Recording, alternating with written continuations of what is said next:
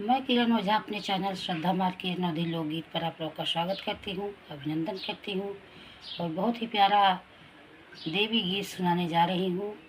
अड़हुल फुलवा माई के मन भाई रे। सही में अड़हुल फुलवा हमारी माँ को बहुत पसंद है और उसी पर बहुत ही सुंदर ये माता रानी का गीत है। अड़हुल फुलवा माई के मन भाई रे, अड़हुल फुलवा माई के मन भाई रे, अड़हुल फुलवा। पेड़ा मिठाई माई के मन ही न भावे, पेड़ा मिठाई माई के मन ही न भावे, मन ही न भावे माई के मन ही न भावे।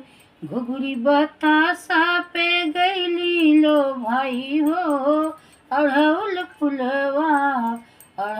फुलवा माई के मन भाई हो, अड़हुल फुलवा। साला दू साला माई के मन ही न भावे, साला दू साला माई के मन ही न भावे। लाली चुनरिया पे गईली लो भाई हो, अड़हुल फुलवा माई के मन भाई हो, अड़हुल फुलवा माई के मन भाई हो, अड़हुल फुलवा। हाथी और घोड़ा माई के मन ही न भावे, हाथी और घोड़ा माई के मन ही न भावे, मन ही न भावे माई के मन ही न भावे। पीला शेर पे गईली लो भाई हो, अड़हुल फुलवा माई के मन भाई हो, अड़हुल फुलवा।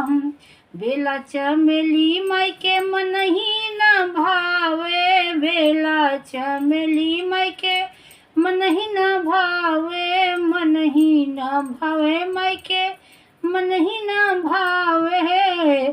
फूल अड़हुलवा पे गईली लो भाई हो, अड़हुल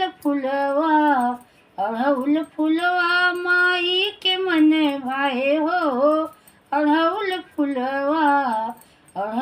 फुलवा माई के मन भाई हो, अड़हुल फुलवा। माता रानी की जय।